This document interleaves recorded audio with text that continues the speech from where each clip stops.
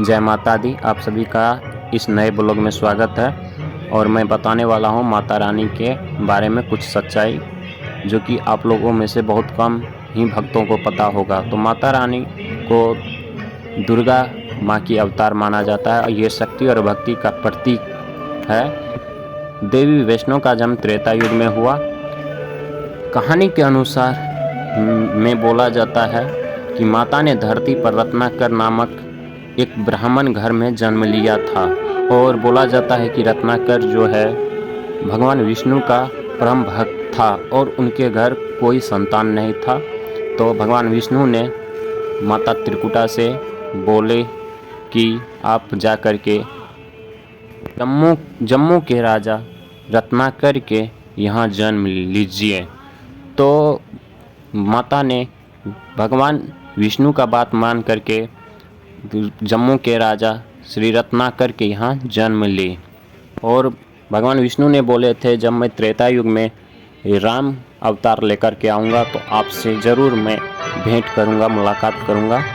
तो इसी कारण माता ने जन्म ली।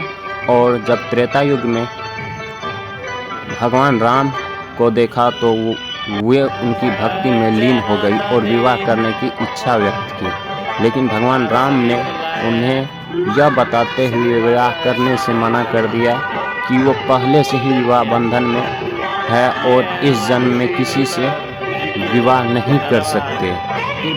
फिर भगवान राम ने त्रिकुटा से कहा कि वे विष्णु के अवतार है और कलयुग में विष्णु का 10वां अवतार कल्कि के रूप में प्रकट होगा।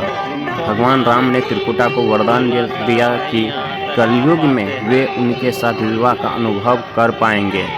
इस पर त्रिकुटा देवी ने भगवान राम से यह वचन लिया कि वे हमेशा के लिए उनके प्रतीक स्वरूप रहेंगे और लोग उन्हें वैष्णो देवी के नाम से पूजेंगे। इसके बाद त्रिकुटा ने कठिन तपस्या शुरू कर दी और अंततः त्रिकुट पर्वत पर अपना स्थान बना लिया जो आज वैष्णो देवी के नाम से प्रसिद्ध है।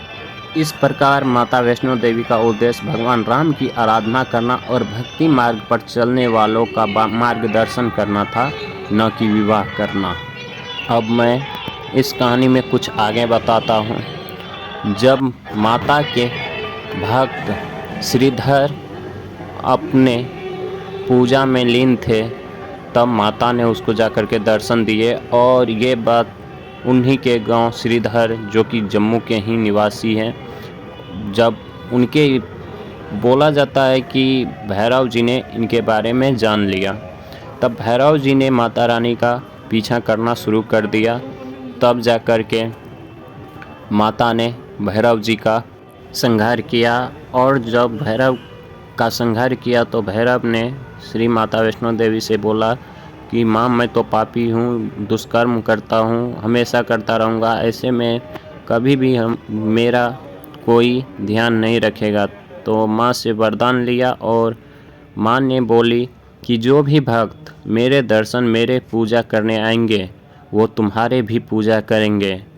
तो जब भी आप माता रानी पूजा करने जाते हैं तो भैरव दर्शन ज़रूर करें, ऐसे में आपकी यात्रा को पूर्ण मानी जाती है, अन्यथा आपकी यात्रा को पूर्ण नहीं मानी जाती है। तो आप चलते हैं। तो इस साल मैं अक्टूबर के 26 अक्टूबर को मैं गया था माता रानी।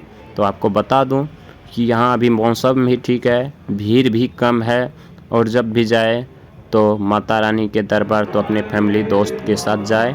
अकेले जाने में अच्छा नहीं है क्योंकि जब भी जाए तो श्रद्धापूर्ण जाए और माँ के भक्ति करते जाए। और जब भी जाए तो यहाँ पैदल ही यात्रा करें, सबसे अच्छी है क्योंकि आप भक्ति के स्वरूप जाते हैं। और अगर घोड़ा पालकी आदि से जाते हैं तो ऐसे में अच्छा नहीं लगता है। आप खुद की भक्ति के लिए जाते हैं तो खुद ही पैदल चलें।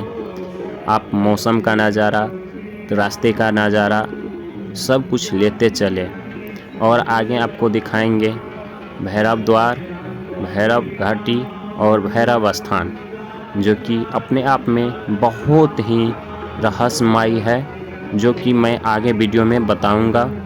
तब तक के लिए आपको दिखा रहा हूँ ये देखिए, ये जो अब की बार ये पहाड़ दिख रहे हैं आपको, यहाँ पे 5 पांडव के पिंडी है, जो कि यहाँ 5 पांडव ने विश्राम करने आया था। यही है 5 पांडव पिंडी, जो कि पहाड़ स्वरूप दिखाई दे रहे हैं अभी। उसके बाद मैं आप लोगों से विदा चाहता हूँ। आप लोग को अच्छी लगे पोस्ट तो शेयर कमेंट ज़रूर करें, और ये है भैरव द्वार, और अच्छी लगे तो सब्सक्राइब करें। जय माता दी।